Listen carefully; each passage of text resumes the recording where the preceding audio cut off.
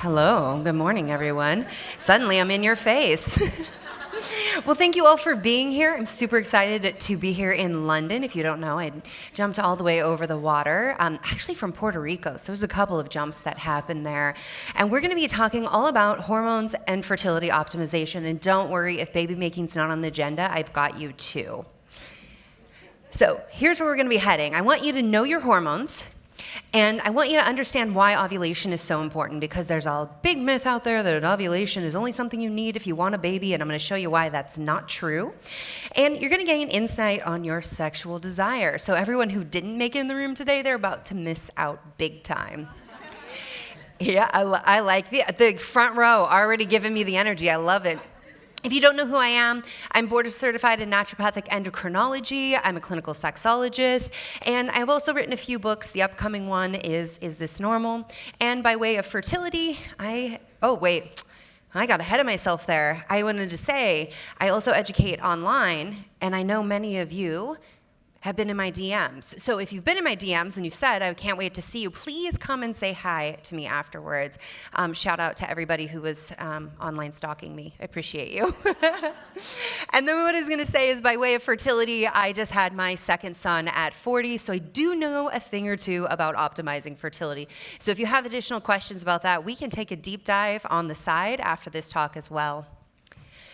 We're going to go from the menstrual cycle as a way to understand our hormones. And if anybody's ever been in a health ed class, you know that there's a lot of myths, like a lot of myths, but that a normal cycle is 28 days, and anything outside of that is not normal. When in fact, 24 days can be normal, 34 days can be normal. If it's shorter than 24 days, we start thinking about what's the issue with progesterone, and we're going to talk about that today.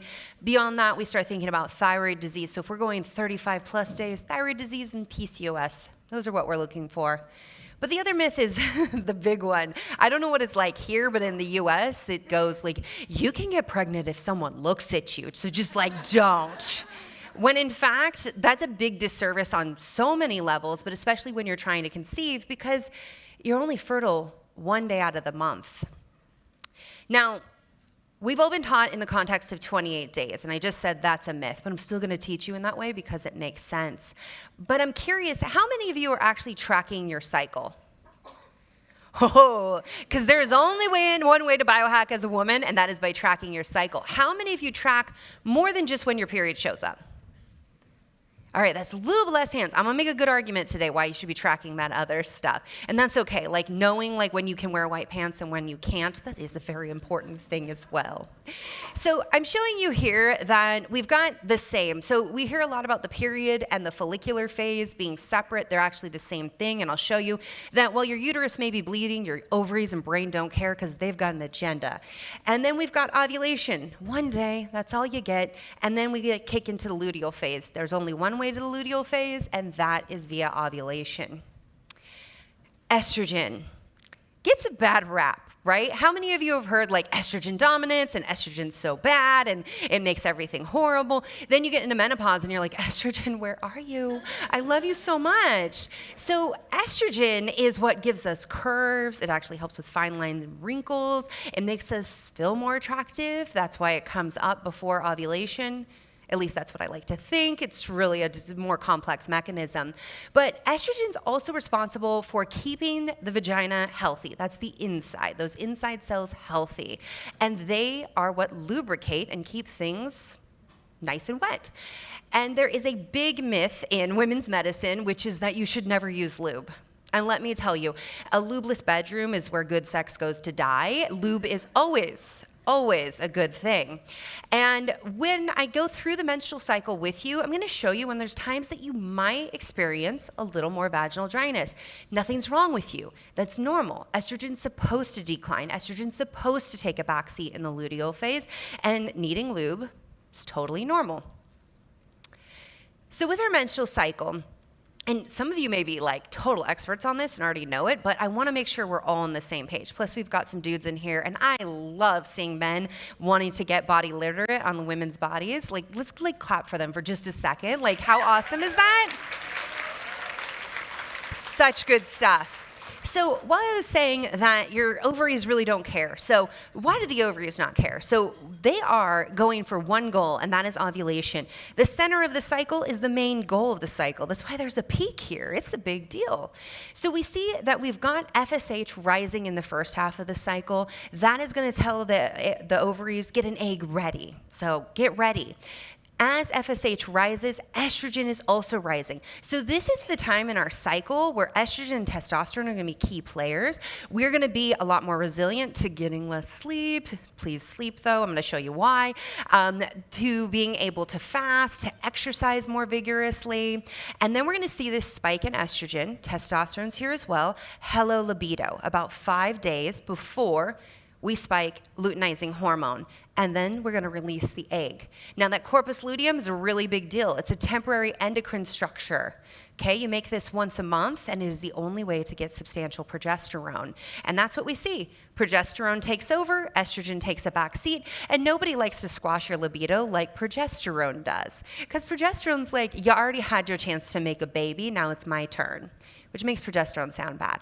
When in fact, progesterone is also why we feel chilled out, calm, we get great sleep. So if you track your data, like I'm an Oura Ring fan, that is always like when my sleep is getting good, is progesterone's rising. And if it's not, I messed up. And I'll show you the ways that you can mess up. But if it's not, if I don't have good sleep, I know there's a progesterone issue going on.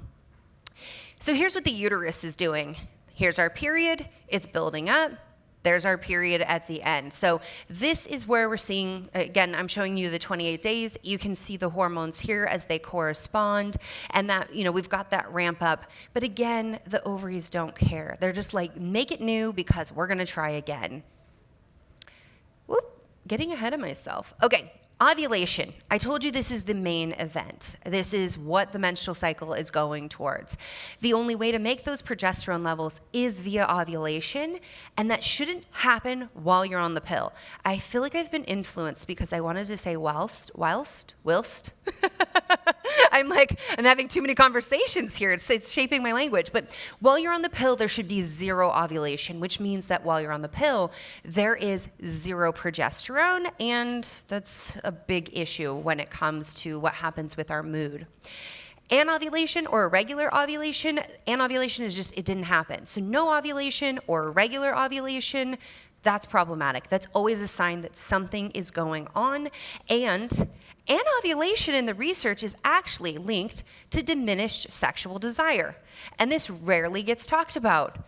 But it is there in the research, and it shows us that if you're not ovulating, you're not as interested in your partner. Now, the best egg wins, and I actually gave you a rundown because I'm in a room of biohackers of if you want to hack your eggs, you want to hack your mitochondria. So I love it. All the phones are coming out. Let me get out of the way. So what supports the mitochondria health? The mitochondria are most rich in the ovary, so they're highly concentrated there. And so everything that supports mitochondrial health is also going to support egg health as well. And these are the supplements, but there's also all the other things that you can be doing, like getting yourself exposed to cold therapy. That can be beneficial. Although I would say that if you're already chronically stressed, not so much. We don't want to stress the system too much. We all good? We all got a photo here? So I say the best egg wins. Most of women's health is very male-centered. I don't know if you've ever caught on to this, but the story goes the fastest swimmer wins, and the fastest, strongest swimmer will penetrate that egg and make you pregnant, and it actually doesn't work like that at all. The egg is I don't care if you're here. I'm going to wait for the best sperm. That's who I'm waiting for. So we actually know now in the research that the egg chooses. And we want the best egg because once they get together, there's going to be rapid cellular division. And if one thing goes wrong in that cellular division, it will be non-viable. So this is why we want the best egg, best foot forward. And if you're going to start a protocol, it's at least 90 days, but really we like to see a year of supporting yourself. And it's way more than I can even get into in this talk. But I want to remind everybody that you can ovulate but not procreate. So for people who are but I don't want a baby, just don't tell your ovaries. We just won't tell them. And there are lots of ways that you can avoid baby making, like having a copper IUD, barrier methods.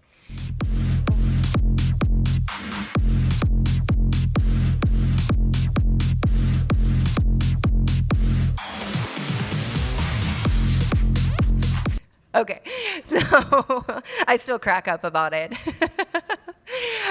So this actually went viral on TikTok, and people's minds were blown by the fact that you can only get pregnant one day out of the month.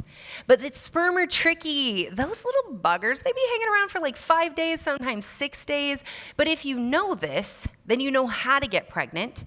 And you also know how not to get pregnant. And this is the foundation of fertility awareness method, which you want to learn if you want to become pregnant. And I think you want to learn if you are at your core a biohacker. Now, there's a lot of reasons to use hormonal birth control, and I respect that. But this is just really important because you want to be tracking these signs and symptoms. If you are modulating things, and I'll show you different things going on in your cycle, and you start to notice that fertile cervical mucus has dropped off, you're not getting a temperature spike, like that's a problem because you've probably heard this quote so many times. I think Dr. Molly Sims is the one who said it first, and that is that women are not small men. We just simply are not small men. Yet all the research is done on men because they're so much easier. They don't cycle. They don't have cyclical hormones. And then we try to apply it to ourselves, and then we lose our period, or we're having anovulatory cycles, and we're starting to have all these hormonal issues. And tracking this kind of data can actually help you understand how are these things affecting you. Because a little bit of stress is good. Too much stress, not a good thing. Oh, there, now it wanted to play. So we're going to take a little detour. It might feel that way. At least it felt that way to my husband when I brought up this slide. And he's like, how are we getting on sex now? And I'm like, because that's what your hormones want. And we want to talk about the sex you want. Because to get pregnant, I at least think that you should want to have sex. And you guys are not agreeing with that. But here's the thing. Anyone who's tried to get pregnant, and maybe you've struggled with fertility and you're peeing on LH sticks and it's like go time, that is not the best foreplay, okay? That is not the best way to get in the mood. And it can put a lot of pressure on you. And that, we're gonna talk a little bit about brake systems and the dual control model, so keep that in mind. And I want you to know that sexual desire is complex. And often when women come to me, they're like, it must be my hormones. It has to be my hormones. It could be your hormones, or it could be something else. So testosterone does matter. It is important. You know, they titled this talk Female Hormones, and I kind of giggled because there's no such thing as female hormones. There's not. There's just a little bit more and a little bit less in each of our bodies. It's just a ratio. But testosterone is in women. It does matter. It is very important for our sexual desire. And that mid-cycle bump that we talked about, that's usually when we see our desire increases. And we know from the research that, well, it's really the research on the pill, because the pill's going to kill your libido via testosterone. And that we see that when testosterone goes low in women who are on the pill, their sexual desire diminishes. And there's actually newer research saying we should probably give women DHEA, which is a precursor to testosterone, so that they don't have this side effect. And I'm like, I don't know, we could just like try to make better birth control. Call me crazy. Some of you are like, no, that's never gonna happen. You might be right. I also wanna point out that stressors matter for your desire and for your hormones too. And so you gestate and create life, okay? Which means that you have to be very, very in tune with the environment. And so stressors are going to affect your body in a different way. Does that make you the lesser? Does that mean your body's weaker? No, it doesn't mean that at all. It actually means that like you're gonna be very hip to changes in the environment before the male counterpart because of how your hormones interact. Now, I do want to touch on spontaneous versus responsive desire. Has anyone heard of this before? One person? 2 people. Okay, 3. Oh, I like how the hands are going up.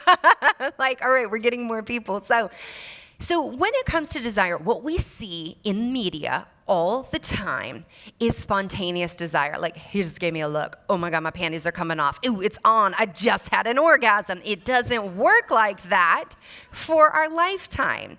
So some people never have spontaneous desire. Normal. Some people only have spontaneous desire at the beginning of a relationship or with new partners.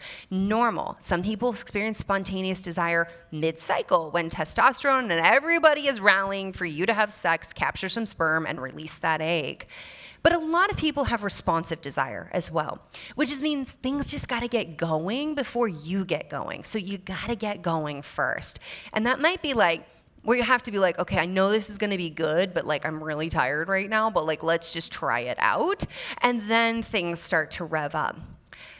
Too many brakes being hit. So the gas pedal versus brake pedal, this comes from the Kinsey Institute. This is not my original idea, but it's the sexual excitation and inhibition model.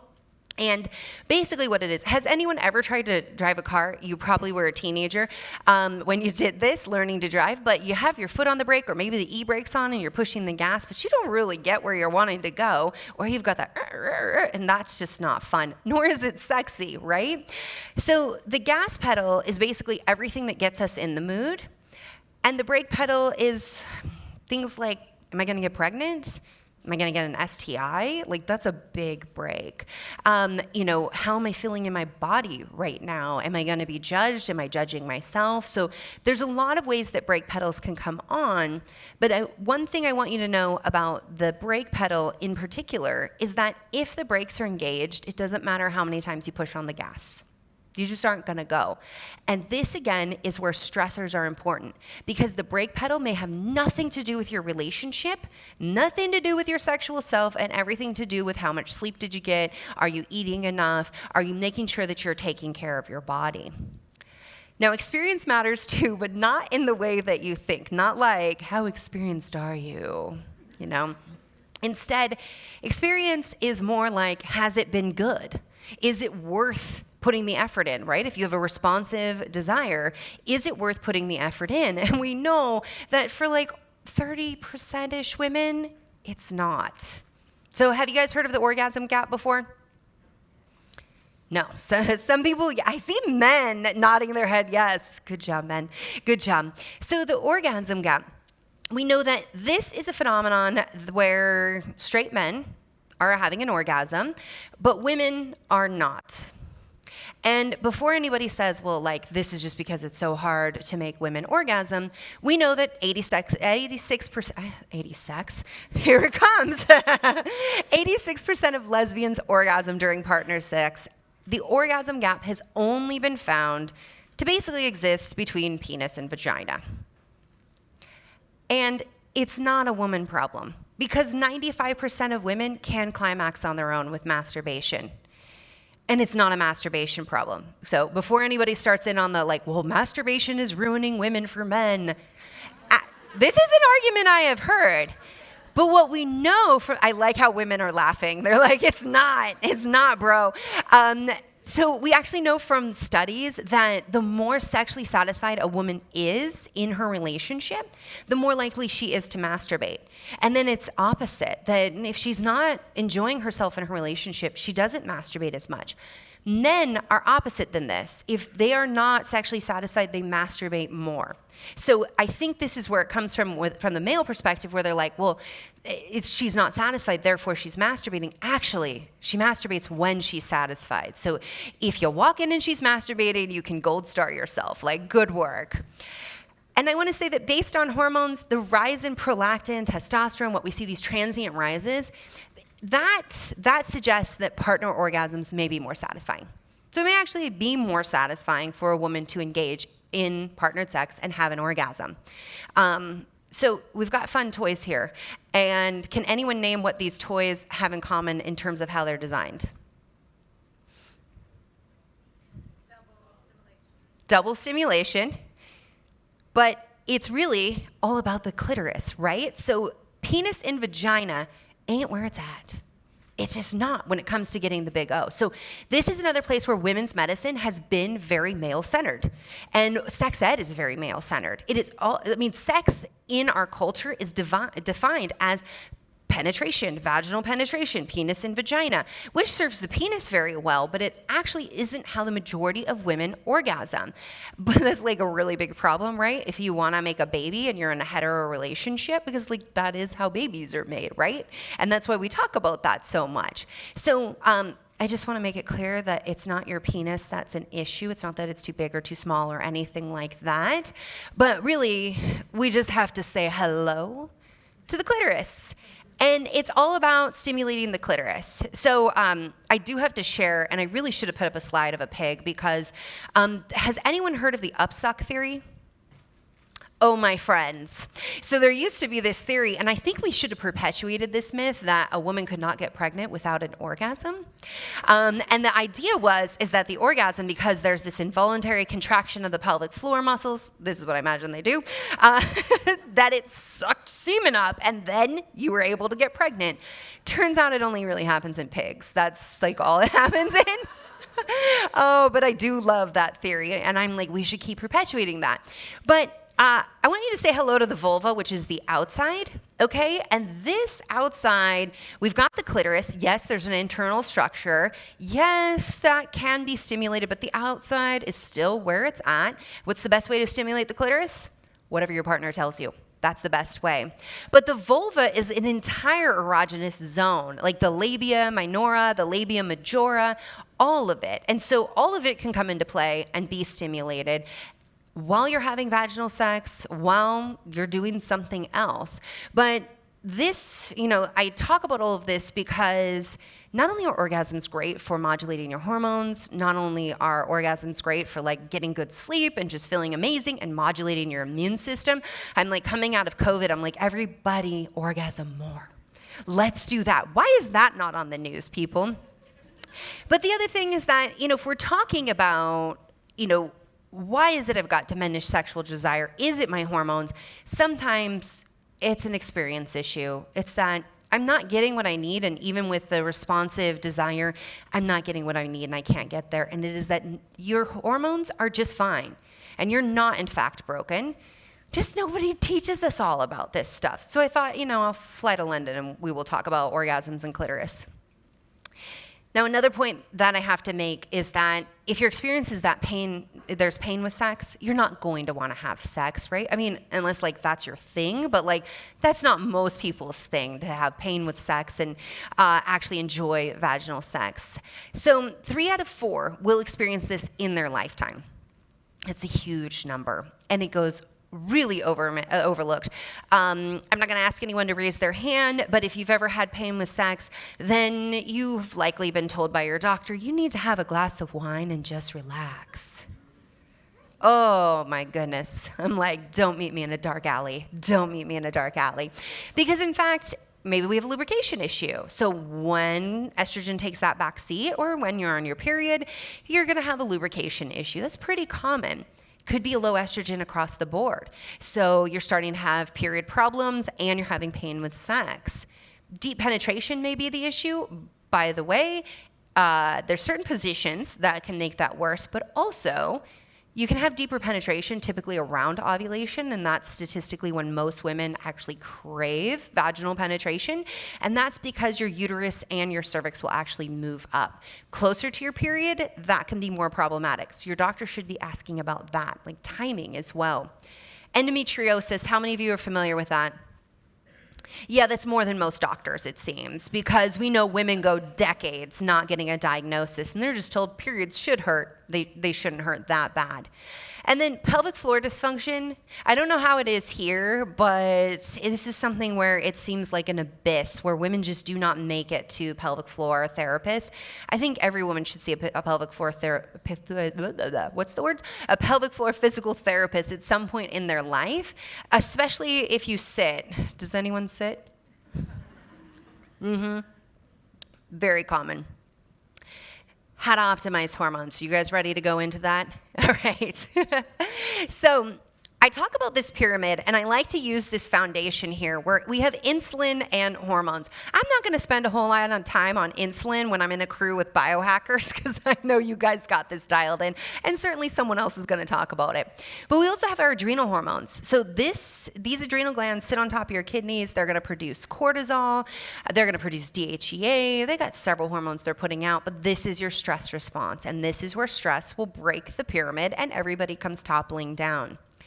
Thyroid hormones are on top of that. I honestly could do like 2 hours on thyroid hormones and still not say enough. And then we have sex hormones. Those are the tippy top. And this is where like the symptoms get you and you're like, I'm feeling crazy and out of control in my body. And we want to address that, but we forget about all of this. So I'm a big fan of like, let's address the symptoms of the sex hormone imbalance while we work on this foundational stuff. Because foundational stuff takes a long time, and I ain't got time. And I know you don't either, to feel bad one cycle after another. Am I pointing at the wrong place? Okay. So stress is going to get you. At that bottom of the pyramid, we in the biohacking community talk about stress and talk about the benefits of stress, right? Stress is not always bad. But if you've got chronic stress, so you've just got stress that can't stop, won't stop, it's just on you every day, and maybe it's real, as in you're sick, you have an infection, something's going on, or maybe it's something imagined, which I hate saying in women's medicine that it could be in our heads because I think we've got too much of that going on. But we do have a propensity to ruminate and replay the day and wonder all the ways that we could have done things better and really help our relationships. And that's actually like part of why our entire species like still exists, are these like tendencies. We just are mismatched in this modern world.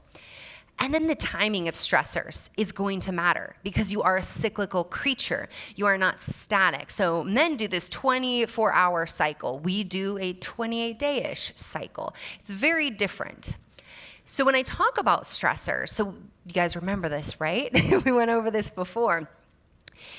In the follicular phase, this is where I told you that you can absolutely be skipping out on sleep, so you feel great on 6 hours. You feel like you can go to the gym and you can lift anything. You are doing awesome. You're going to go full fasting, but I hate to break it to you. If you are under fueling and overtraining, you're going to disrupt ovulation. I mean, some of you who have traveled from afar may even disrupt ovulation depending on where you're at in your cycle, just coming here because you're a little more sensitive to stressors. So the overtraining, underfueling, the tendency I see is that this is going to be in the follicular phase. No, it can be throughout the entire phase, but because you can, you try, and maybe you get away with it until your body's like, no more. Around ovulation, so after ovulation, if you have a significant stressor, so maybe you're in a car accident, that can actually cause the corpus luteum to be like, we're quitting. We're not going to keep going. And so then we're not going to get progesterone. And then fasting, I just say just like the later luteal phase, let's just not fast. Let's stay away from that. Why would I say that? It's because you are more insulin resistant. Now, your body's like, we might make a baby. There might be one. Let's keep a little sugar around. Okay, good idea. You also require, on average, 5 to 10% more calories in this phase of your cycle. So fasting will generally set you up, like we talk about hangry, I think it gets joked about, but like we get hangry plus PMS going on. And so you'll also find it's really frustrating, like I'm gonna fail. And that's because your body wants carbs at that time. Your body wants you to be taking in fuel. Can you keep it the same amount? Sure. Could you fast like 12 to 14 hours overnight? I mean, most of us are fasting 12 hours overnight, right? The gut loves that. So yeah, we can do that. But what we don't want to do is decide like, hey, I'm going to go on a 5-day fast here because you're going to feel wrecked and depleted and fatigued and feel like something's wrong with you. And why is everyone else getting results? And it's because you just timed it wrong in the cycle. Does that make sense? Sleep is non-negotiable, and in a room of biohackers, I'm just curious, how many of you are tracking your sleep data? Excellent, excellent. I love seeing and we can totally talk afterwards about all the different ways that of playing with things supplement-wise to get deeper sleep. But circadian rhythm is closely connected to your ovulation and your cycle altogether. And there's studies showing that if you disrupt the circadian rhythm of a woman, you will disrupt ovulation. So light cycle, getting up in the morning, even when it's gray, exposing yourself to light, very, very important. And then who wears their amber glasses at night, their blue light blocking glasses? Yeah, I forgot mine last night. And for the speakers who were there, and when you got in the elevator, I was like, well, there goes my sleep. So I built this beautiful chart, and it took me forever. And then I altered it to PowerPoint, and it got all messed up. So, but I do want to talk about it's prolactinemia. So circadian disruption, where do we get these studies from? Actually, night shift workers. And let me just say, like, firstly, praise night shift workers because we so need them. Like nurses, amazing. Doctors in the ER need them. And yet they make great lab rats because they have circadian disruption. If there's things that are causing sleep deprivation, so this is where it's like really sucks because your progesterone could be too low and now you're not getting good sleep, and then like your progesterone ends up too low, and it's this perpetual cycle. Or melatonin disruption, something going on with the pineal gland, or these lights going through your eyes and just saying, like, forget making melatonin, which, by the way, melatonin rises as cortisol declines, and if you don't get that, what you get is stress hormones coming up. So when there's this disruption, we will see insulin resistance takes place, and insulin resistance can lead to infertility because if you have blood sugar dysregulation, that can make things just non-viable, non-inhabitable for baby. Oxidative stress is a big one. So we all know about oxidative stress and hitting the mitochondria and like making us age and all that sucks, but it is so bad for the ovaries. This is why like smoking and drinking like wine that has pesticides in it and things like, nobody likes me when I say that, but like alcohol can be so hard on the system, is because of how it affects the ovaries. And so what's gonna happen is that FSH is gonna go up. Follicle stimulating hormone is gonna say, please, let's get an egg ready. And the ovaries are like, I can't even hear that noise right now. And so you'll have no ovulation, and subsequently no ovulation leads to no period. Prolactin, who's familiar with prolactin? If you've ever nursed a baby or know about lactation, that's prolactin. But prolactin can go high. That can go high because of what we're seeing with sleep. It also can be a sign of thyroid issues as well. And that ultimately is going to lead to a missing period. It also, I would just be remiss if I didn't say this, could be due to a benign brain tumor in the brain. And so that should also always be ruled out. Now, lastly, we're going to see altered sex hormone production. Let me move over to the side here. So luteinizing hormone, remember, that has to spike in order to ovulate. If we don't ovulate, we don't get progesterone. And then estrogen goes unchecked. And then estrogen's just doing her thing, which, I mean, she's awesome in the follicular phase, but she needs to chill out when it comes to the luteal phase. We're going to talk a little bit more about some strategies to help with that. But sleep hygiene, how many of you, I have to say, I was in my hotel room last night and I was like, Celsius to Fahrenheit, I've got to get this temperature down. And I felt a little embarrassed because it's like pretty easy, like 19 to 20. And I was like, I feel like I should have known that already. But sleeping in a cool room is going to help your body get into that deeper sleep. Doing relaxation practices before bed, if you're like not a meditator, you can just focus on your breath as you fall asleep to help yourself relax. And of course, tracking your data. Super, super important to make sure that you are getting that sleep, because I can't even tell you how many patients I see where their doctor is like, you've got period problems. Do you want to have a baby? No, I'm going to put you on the pill. And then we'll just worry when you want to have a baby later. And I'm like, you need to sleep.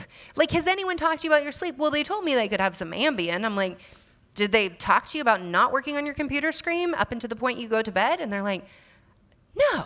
Does that do something to my sleep? I'm like, such a simple hack.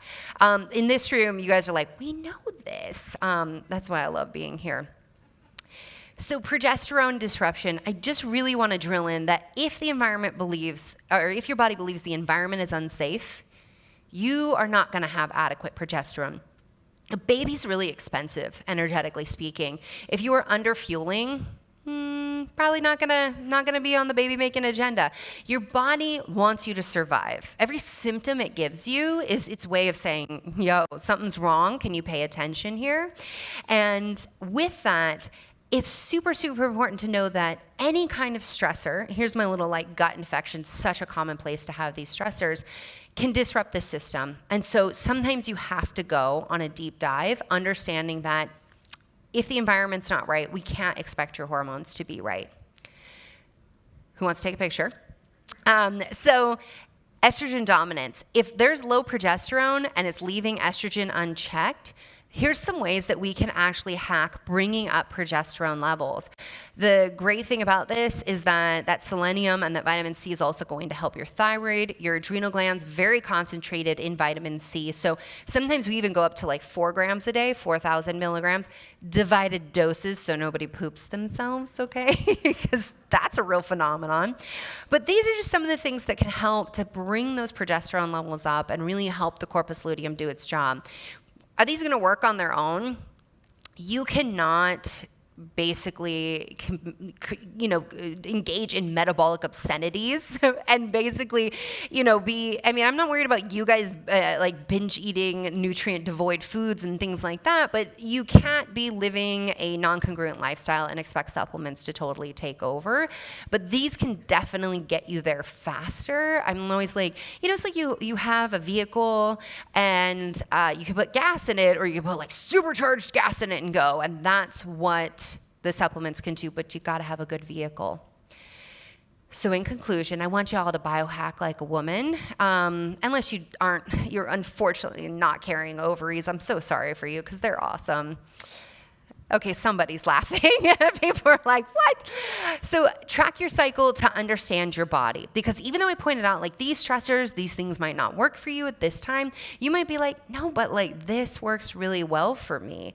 There's people out there that are like, if women do not eat 75 grams of carbs or more, like throughout their cycle, they will not ovulate. And that's not always true. I don't always see these things are true. So the question is, what is true for me? And you will get there fastest by tracking your data. Remember, without ovulation, we don't have progesterone, and it is the main event. It is what your entire cycle is all about.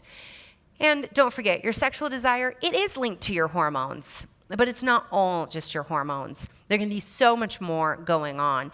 And so as we talk about, I want you to have more orgasms, and if you are wanting to have a baby, like, this is not an area to ignore. This shouldn't be an area in women's health where we're like, just drink a glass of wine and lay there and make a baby. Like, that is so archaic and over. So with that, thank you all for listening. I really appreciate you being here.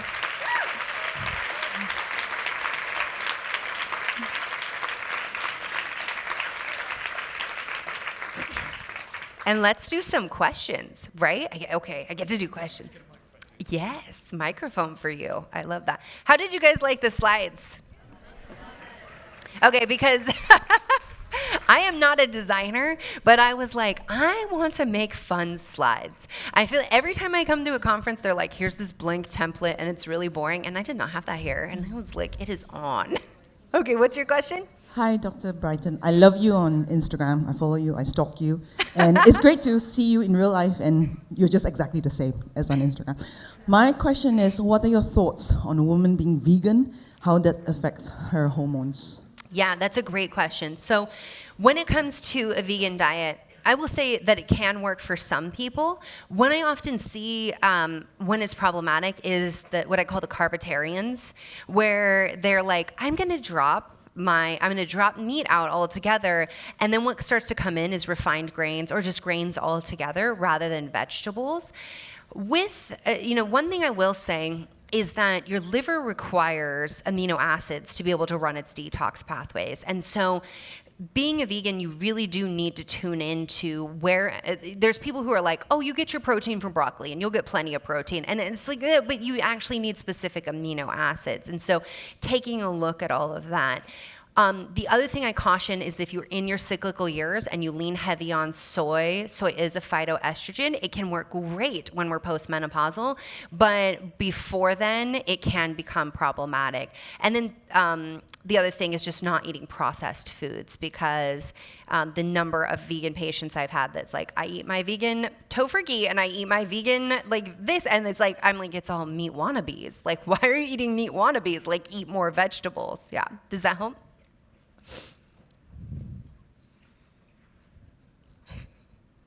I stood right in the way of the light. I'm like, I can't see now. What kind of lubricator do you recommend? Because I think most do destroy your vaginal microbiome, and then I hear of coconut oil, but it's also a little bit antimicrobial, so... What do you recommend? Yeah. Okay. So, like, I could have a whole discussion on lube for sure. And at my website, drbrighten.com, there is a whole article about what to look for in lube and what to avoid, because we want to avoid things like glycerin that has sugar, because yes, that's going to disrupt the microbiome. When it comes to coconut oil, it's the lauric acid, and it has to be really concentrated for it to disrupt things. I have not seen it clinically be an issue for my patients who use it. There's also a company called Coconu that have a water and oil-based coconut derivative lube. That's a very good one as well. If you use condoms, know that oils are going to break down your condoms. And if you use toys, you always want to be looking at, are my lubes compatible with toys? And then it also depends on the sexual activity that you're engaging in. And so, as we're talking about the vaginal canal, just wanting to make sure that you're exactly right. We don't have the glycerins in there. We avoid endocrine disruptors. Who thought we put endocrine disruptors in there? Let's take this highly absorbable tissue and just fill it with endocrine disruptors. Bad idea. But yeah, is that helpful?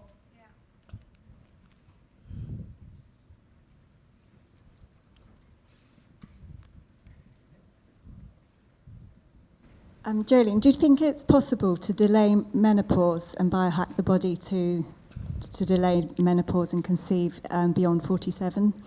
So it is possible to delay menopause, but there is a biological wiring, right? There is basically the system is set up to for the ovaries to basically quit. We think about people always say adrenal fatigue. I'm like, it's more like ovarian fatigue. The ovaries do say, I am done. So they are programmed for that. But what we do see is through diet and lifestyle habits and endocrine disruptors, like the exposure to different chemicals, that women may enter into menopause earlier. And so there are ways to actually push it so that you are getting, closer to 50 than some other women who it's happening to at 45. If it's happening, if you've been told that you're going into menopause and you're not 45, it's probably primary ovarian insufficiency, and that is very heavy in environment. So what is happening in our environment overall? In terms of having a baby at 47, statistically, the probability that we look at as a population, very, very low, and higher chance of miscarriage at that age.